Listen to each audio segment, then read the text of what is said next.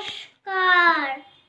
দামাল ছেলে কবি গোপালচন্দ্র মণ্ডল। কামাল করেছে দামাল ছেলে, লিখেছে মনে তাস। পণ করেছিল করতে স্বাধীন, করবে তাদের নাশ। ইংরেজ ভয় কেঁপে উঠে তার, পালিয়েছে দেশ ছেড়ে। ভারতবাসীরা তাদের থেকে ক্ষমতা নিয়েছে কেড়ে। ভারতের মাটি দুর্জয় খাটি বুঝিয়ে দিয়েছ তুমি, তোমার জন্য স্বাধীন হয়েছে আজকের ভারত ভূমি। সারাটি জীবন করেছ তুমি আপসহীন সংগ্রাম, হাজার হাজার শহীদদের তুমি দিলে জীবনের দাম।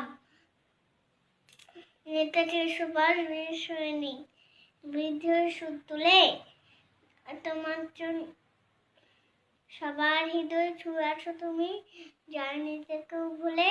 সবার হৃদয় ছুঁয়েছ তুমি, জানি থেকেও ভুলে। নমস্কার।